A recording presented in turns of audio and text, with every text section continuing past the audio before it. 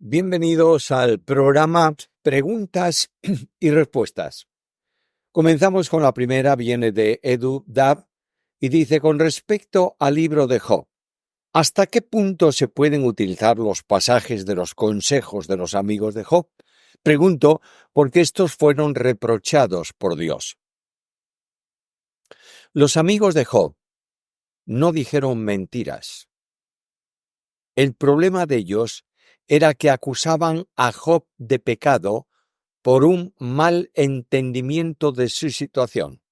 Para ellos Dios no trataba de aquel modo a los justos, sino a los perversos. Por tanto, le decían a Job: tú tienes un pecado y tienes que confesarlo para que vuelvas a las bendiciones de Dios. Pero cuanto ellos dicen debe ser tenido en cuenta y usado para la enseñanza bíblica, ya que el libro de Job es plenariamente inspirado por Dios. Leonel Truss: ¿puede el ser humano contribuir con algo a su salvación? La salvación es de Dios y nunca del hombre. Por tanto, el hombre no tiene que hacer ni puede hacer nada para salvarse. Lo que está hecho por Dios es suficiente para salvar al pecador. El hombre solo tiene que creer. Fer Godson: ¿me podría guiar con alguna literatura que se refiera de manera clara sobre el espíritu, alma, pensamiento y corazón? Mira, habría que leer muchos textos de teología para alcanzar un conocimiento preciso de cada una de esas partes inmateriales del hombre. Sugiero uno sencillo que tiene algo sobre este asunto, y es el libro de la cueva El hombre, su grandeza y su miseria.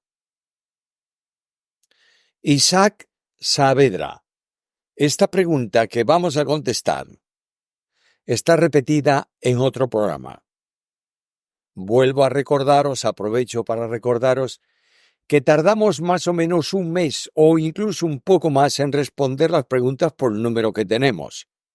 Si alguno remite nuevamente la pregunta que formuló porque no ha recibido todavía la respuesta, tendremos dos preguntas idénticas y contestaremos una, y si no tenemos mucho cuidado, contestaremos también la segunda.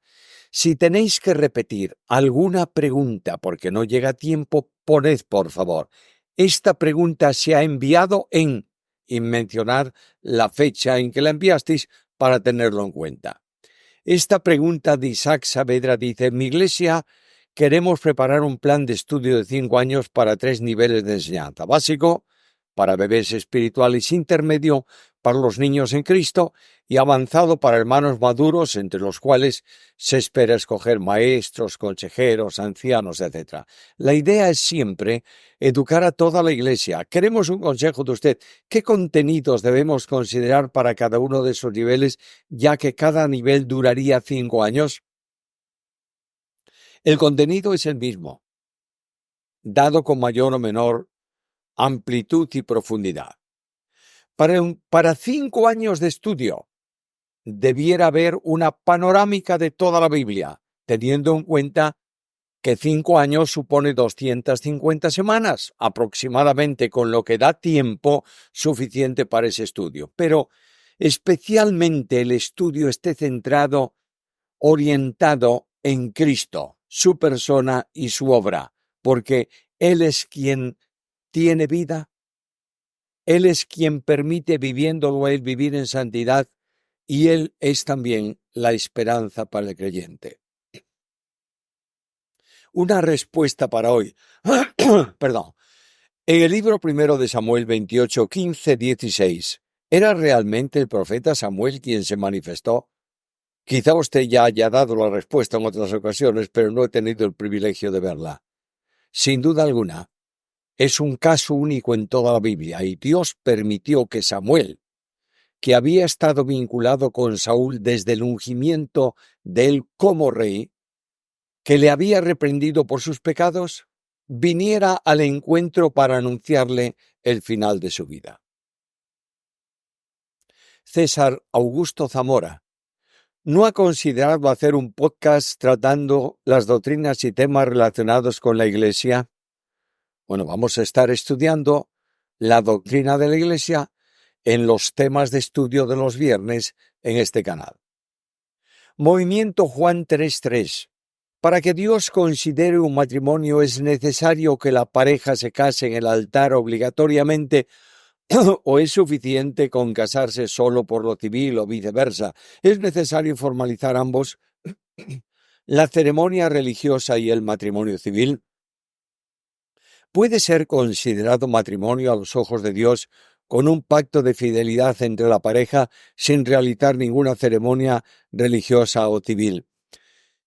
Ya he respondido varias veces a esta pregunta, pero es una pregunta que debe causar preocupaciones a algunos y se reitera. Voy a responderla con mucho gusto. Una pareja cristiana debe casarse de modo que en la sociedad actual donde vive se le considere como matrimonio. Las leyes de cada país son distintas, pero en todos hay una forma legal para celebrar un matrimonio que los creyentes deben asumir y aceptar, ya que la Biblia nos manda obedecer a las autoridades. El matrimonio puede celebrarse solo en la Iglesia cuando ésta, es decir, la Iglesia, por las leyes del país, le den rango para ejercer y establecer legalmente un matrimonio, como ocurre, por ejemplo, en España. La idea de unirse una pareja para vivir junta sin legalizar el matrimonio convierte esta unión a ojos de la sociedad en un estado de concubinato y es contraria a las leyes de la nación. La Iglesia debe exigir la celebración legal del matrimonio, no importa de la forma que sea, para reconocerlos como matrimonio. Movimiento Juan 3:3. Una pregunta sobre el año del Yom Kippur, el año de expiación en el Antiguo Testamento. ¿El perdón de los pecados afectaba a cada individuo potencialmente? Soy hebreo, recibo perdón. ¿Significaba que el perdón era automático o los individuos debían aceptarlo por fe o hacer algún tipo de oración? Mira, Yom Kippur no es un año, es un día. El día del sacrificio anual expiatorio establecido en la ley para el pueblo de Israel. Dios perdonaba el pecado del pueblo pasándolo por alto en vista a la obra de la cruz. Se estaba dentro del perdón cuando se practicaba lo establecido para ese día cumpliendo lo determinado por Dios. Entre otras cosas, estaba el ayuno de 25 horas, se recitaban oraciones de arrepentimiento. La observancia del Yom Kippur es un momento de introspección profunda, de arrepentimiento y de renovación espiritual centrado en la reconciliación con Dios y con los demás. Ángela Silva. Creo que las iglesias no tienen que ser circos. ¿Por qué? Porque en mi denominación, cuando van a presentar al nuevo pastor, le hacen un reconocimiento de recibimiento, tirándole todos a los pies del nuevo pastor, chaquetas a sus pies, al son de música y toda la congregación saltando. ¿Esto es bíblico según el Nuevo Testamento? El Nuevo Testamento no dice nada en ningún lugar para hacer un reconocimiento a un pastor. Lo que la iglesia tiene que hacer, claro, es que esa persona tenga el don de pastor y que la iglesia lo reconozca como tal. Y puede muy bien dedicar un tiempo a la oración, hacer un culto especial con un ministerio específico para toda la iglesia, sin hacer nada de lo que tú dices. De otro modo, no convirtamos un reconocimiento solemne en un espectáculo. Nuevamente Ángela Silva. La palabra expiación significa sustitución, responsabilidad penal y finalmente satisfacción. Hay 3 textos como base bíblica para que esto se afirme a la verdad de Cristo. La expiación es, como sabes muy bien, la eliminación de la culpabilidad del pecado mediante la sustitución de otro que ocupa el lugar del pecador y extingue con su muerte la responsabilidad penal del pecado. Esto tiene lugar en la obra de Jesucristo en la cruz. Juan Méndez Pérez. En todo el Nuevo Testamento se revela que el bautismo del Espíritu Santo se recibe al creer en Cristo. Eso está muy claro en muchos versículos del Nuevo Testamento. Mi pregunta es, ¿por qué Pablo en una parte del libro de Hechos 19:2 les dice a unos discípulos, recibisteis el Espíritu Santo cuando creísteis? Y ellos le respondieron, ni siquiera hemos oído si hay Espíritu Santo. Entonces él le dijo, ¿en qué pues fuisteis bautizados? Y ellos dijeron, en el bautismo de Juan. Dijo Pablo, Juan bautizó con bautismo de arrepentimiento, diciendo al pueblo que creyese en aquel que vendría después de él, esto es en Jesús el Cristo. Cuando oyeron esto, fueron bautizados en el nombre de Jesús, y habiéndoles impuesto Pablo las manos, vino sobre ellos el Espíritu Santo, y hablaban en lenguas y profetizaban. Nota, antes de nada, que el texto dice que tenían que creer y bautizarse en el nombre de Jesús. El libro de Hechos, además, tiene asuntos excepcionales e irrepetibles. Cuando el Espíritu Santo vino en Pentecostés, se estableció la iglesia. Mayoritariamente eran judíos los que entraban en ella. Para los judíos, los gentiles no tenían derecho a la salvación e incluso enseñaban que no era posible que llegaran a recibirla porque estaba reservada solo para los judíos. Por esa razón, se produjo un hecho semejante al de Jerusalén, en casa de Cornelio, donde estaban gentiles que entraron también en la iglesia, manifestándose por la recepción del Espíritu Santo, lo mismo que los judíos en Jerusalén. Pero nota algo, siempre que ocurrió eso, había también un apóstol. Eso los convertía en iguales, pertenecientes a la misma iglesia. La presencia de apóstoles enseñaba a los apóstoles que la iglesia en Jerusalén era la misma que la iglesia gentil y los creyentes de cualquier grupo se integraban en la iglesia y debían respetar a los apóstoles como enviados por Cristo en su nombre. Lo mismo ocurrió en relación con los discípulos de Juan, lo mismo con los samaritanos.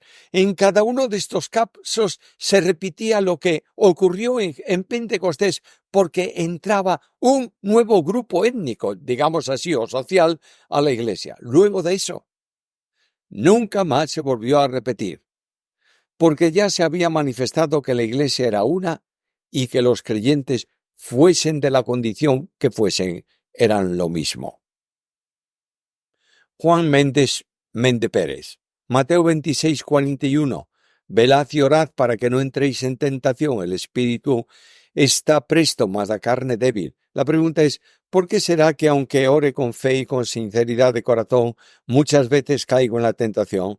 En mis primeros años en los caminos del Señor oraba por una hora o más sobre cierto problema de pecado, pero aún así muchas veces caía en la tentación, habiendo orado y buscado el socorro del Señor. Me siento triste y confundido. Si Jesús dice que si uno ora no caerá en la tentación, ¿por qué caigo yo si hago lo que instruye Jesús? Primeramente, Cristo pide que no caigamos en la tentación en sentido de que nos libre del maligno que nos tienta. Ahora, lamentablemente, no hay creyente que no peque. Primera carta de Juan 1:8. El apóstol Pablo, reconoce que no lo alcanzó, pero proseguía al blanco.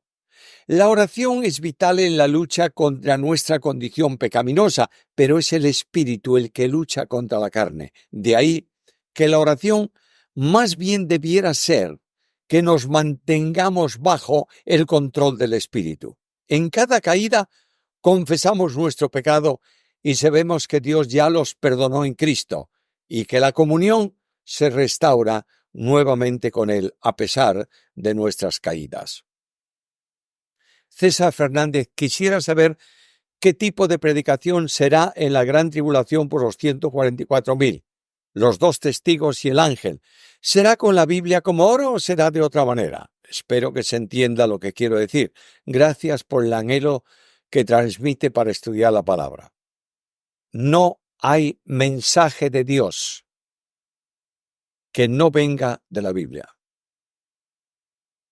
En la tribulación se predicará el Evangelio de la gracia, que en síntesis es: cree en el Señor Jesucristo y serás salvo. Guillermo Hidalgo, en su mensaje, hace referencia a la Iglesia evangélica en España. Entiendo que en tiempos de Franco destacó la cohesión de ellas y el crecimiento exponencial en esos tiempos. ¿Puede explayarse un poco más en cómo se organizaban, qué reuniones se hacían en las semanas, qué acciones comunitarias, personas que asistían a las reuniones de oración? ¿La palabra se estudiaba solo en la iglesia o había grupos de maestros para difundirlos en las casas? El diagnóstico que dio sobre el presente en España parece ser global, como sucede en Argentina. No es curiosidad, sino tratar de encontrar qué cosas hicieron bien los hermanos que nos antecedieron en la obra, para aprender de ellos y volver a la fuente de la palabra de Dios, a la oración y a un andar en el Espíritu. Mira, no es posible definir cómo funcionaba la iglesia en España en tiempos de persecución, porque la iglesia funcionaba de formas distintas en distintos lugares. En algunos sitios se cerraron los templos, en otros no. En algunos se perseguía, acusaba y encarcelaba a los cristianos, en otros había más tolerancia. Donde se cerraban los templos, los creyentes se reunían en las casas, procurando no exceder el número autorizado de personas en un mismo lugar. Los creyentes eran enseñados en la palabra por maestros que podían congregarse. Dios orientaba a sus hijos conforme a las condiciones que tenían para reunirse y para edificarse y para adorarle. Muchas veces no había reuniones semanales, solo una el domingo, por las circunstancias que se vivían. No hay ninguna razón para que la bonanza de la libertad plena como la que hoy tenemos en España y en Europa, donde concretamente en España no hay religión oficial, donde el gobierno nacional y los gobiernos territoriales costean programas evangélicos en radio y televisión, pagan profesores para clases evangélicas en los colegios, la iglesia es reconocida para oficiar bodas, se tiene validez y tienen esas bodas validez como bodas civiles, sin que los novios tengan que ir al registro civil, etcétera, etcétera. Parece mentira que en una situación así no progrese más la obra y haya más compromiso evangelizador, pero no es menos cierto que la sociedad aquí es absolutamente secular y no tiene interés por nada religioso. Familia Barroso Correa, en la Biblia textual cuarta edición, en Génesis capítulo 1 nos dice: en principio, Elohim Aleph Tav creó los cielos y la tierra. ¿Qué significa o cómo se traduce, translitera o aplica el término Aleph Tav? Ese término es la primera y la última letra del alfabeto hebreo y puede expresar que Dios es principio y fin, o también la eternidad de Dios. En el texto de Génesis literalmente se lee Yahweh Elohim, Jehová Dios. Las versiones en la Biblia textual suelen precisar o modernizar la primera edición, lo que significaría la traducción de eso como algo parecido a Jehová el Eterno. Pero llegar a traducciones de este tipo cuando no está en el texto original no es bueno ni es conveniente. Darío Isabel Toloza, Pastor Samuel, hay diferentes rangos de pecados o Dios ve a todos por igual. Por ejemplo, comparando mentir o ser avaro o robar. Mira, la Biblia no hace distinción entre pecados, puesto que cualquier pecado de gravedad es de gravedad infinita, quiero decir, porque se mide no por quien lo comete, sino por quien lo recibe. De manera que todo pecado ofende a Dios, que siendo infinito, genera un problema espiritual de esa dimensión. Por otro lado, el más pequeño de los pecados ha costado la vida del Hijo de Dios. Héctor Bravo. ¿Fue o no fue crucificado completamente desnudo? Es discutible. A un judío no se le permitía exhibir las señales de la circuncisión, la Brit Milá prescrita a Abraham, y es poco probable que los escrupulosos sacerdotes presentes hubieran permitido tal hecho vergonzoso. Mi querido amigo, los sacerdotes presentes no tenían capacidad jurídica ninguna, porque no podían crucificar. Y la crucifixión de Jesús era de los romanos. Y los romanos repartían los vestidos y la ropa interior de todos los reos crucificados entre los soldados que estaban en la crucifixión. No coloquemos, por favor, a los judíos y sus autoridades por encima de lo que realmente eran en tiempos romanos. Manuel, en Romanos 8, 33, 35, Pablo dice que nada nos separará de Cristo. Mi pregunta es, ¿el pecado nos podrá separar? El pecado rompe la comunión con Cristo, pero no nos separa de Él. ¿Sabes por qué? Porque en el momento en que creímos hemos sido puestos en Cristo por el Espíritu Santo y nadie puede arrebatar a un creyente de la mano resguardadora, protectora y sustentadora de Jesús nuestro Señor. Aarón Fernández, de Nueva Luz. ¿Por qué el libro de Job es el más antiguo de la Biblia? Mira, se supone que es el más antiguo de la Biblia por varias razones. En primer lugar, porque el contexto social que aparece en el libro, no hay sacerdocio, no hay templo, no hay sacrificios, rituales establecidos por la ley. Y el relato, seguramente, que es una historia que Moisés, probable redactor del libro, conocía y trasladó como el primero de sus escritos. No podemos afirmar que sea el más antiguo, pero el contexto histórico, el contexto social, el contexto religioso e incluso el lingüístico da la impresión de que sea el libro más antiguo de la Biblia. Aarón Fernández, de Nueva Luz. ¿Son reales o fueron reales los animales Behemoth y Leviatán? Han sido reales, aunque nosotros hoy no podamos explicar cómo eran y dónde estaban. Por tanto, sí, son animales reales.